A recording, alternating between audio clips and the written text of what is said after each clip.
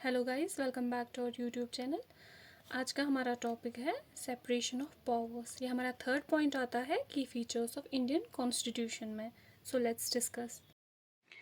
अगर हम just heading से समझे सेपरेशन ऑफ पावर्स क्या होता है, तो इसका मतलब है कि हम पावर को बांट देते हैं।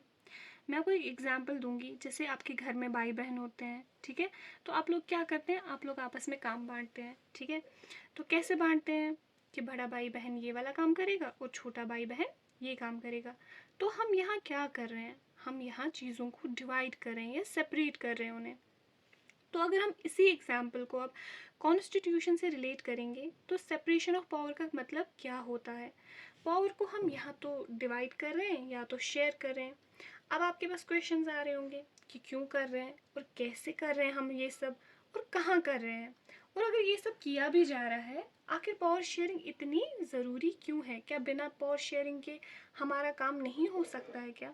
तो अब हम इन सारे क्वेश्चंस का आंसर करेंगे। मैं आपको बता दूं, हमारी कंट्री में 3 ऑर्गन्स है गवर्नमेंट के। कौन कौन से हैं वो? एक है लेजिस्लेचर, एक है एग्जीक्यूटिव और दूसरा है जुडिशरी।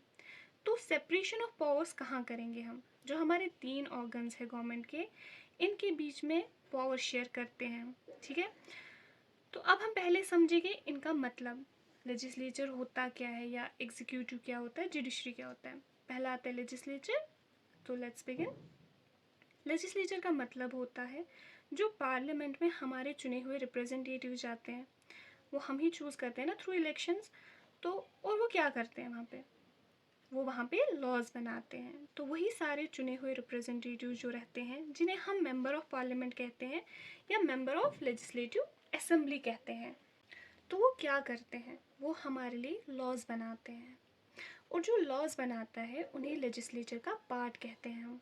तो लेजिस्लेचर क्या करता है, वो लॉज बनाता है। अब हम आते हैं दूसरे पे। दूसरा ऑर्गन क्या है, एग्जीक्यूटिव।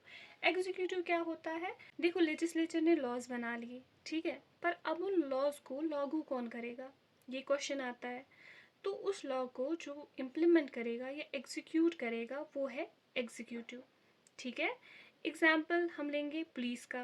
पुलिस क्या करती है, पुलिस जो लॉज बने हुए हैं, जो लॉज बने रहते हैं ना, उनको लागू करती है। या जो प्राइम मिनिस्टर है वो भी एक तरीके से एग्जीक्यूटिव का पार्ट है, क्योंकि वो भी लॉज को इम्प्लीमेंट करते हैं, ठीक है। तो ये रहता है एग्जीक्यूटिव का फंक्शन कि वो क्या करते हैं, वो लॉज को लागू करते हैं, ठीक।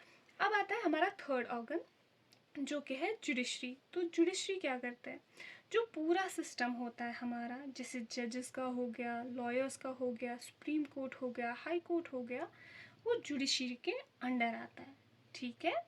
अब हमने इन तीनों ऑर्गन्स के बीच में पावर को सेपरेट कर दिया है। अब क्वेश्चन आता है कि पावर क्यों शेयर करना है हमें इन तीनों ऑर्गन्स में, ठीक है ना। तो हमें इसलिए पावर शेयर करना है ताकि कोई भी एक ऑर्गन पावर का मिसयूज ना कर सके, ठीक है। तो इस वजह से हमें क्या करना होता है, इस वजह से हमें पावर शेयर करना होता है, हम पावर डिवाइड कर लेते हैं। अब डिवाइड कैसे करते हैं, तो पावर को कॉन्स्टिट्यूशन के हिसाब से डिवाइड किया जाता है कि लेजिस्लेचर लॉ बनाएगा और उनके लॉज को लागू कौन करेगा, एग्जीक्यूटिव। और अगर ये दोनों मिलके कुछ गलत कर रहे हो तो जुडिशरी उनको चेक करेगा। जैसे हमने देखा है सुप्रीम कोर्ट में कई बार गवर्नमेंट ऑफिसर्स को सज़ा सुनाते हुए, ठीक है ना, कि आपने ये सारी चीज़ें नहीं कर सकते, आपने ये सारी चीज़ें नहीं करनी थी। तो इस तरीके से पावर को बांट दिया गया है ताकि एक बैलेंस ऑफ पावर बना रहे, है ना। तो किसी भी एक ऑर्गन के द्वारा मिसयूज ना हो पावर का, इसलिए कॉन्स्टिट्यूशन क्या करता है, हर ऑर्गन को एक अलग अलग या डिफरेंट पावर एक्सरसाइज करने की इजाज़त देता है, ठीक है। तो इससे क्या होता है, इससे डेवलप होता है चेक एंड बैलेंस सिस्टम। मतलब जैसे एग्जीक्यूटिव के ऊपर चेक कौन करेगा, जुडिशरी, जुडिशरी के ऊपर कौन चेक करेगा, लेजिस्लेचर। इस तरह से क्या होता है, ये एक दूसरे को चेक करते रहते हैं, ठीक, और बैलेंस वाला सिचुएशन डेवलप होता है। तो पावर किसी एक के पास नहीं रहती और सबके बीच में क्या होता है, बैलेंस ऑफ पावर होता है। आ गया समझ।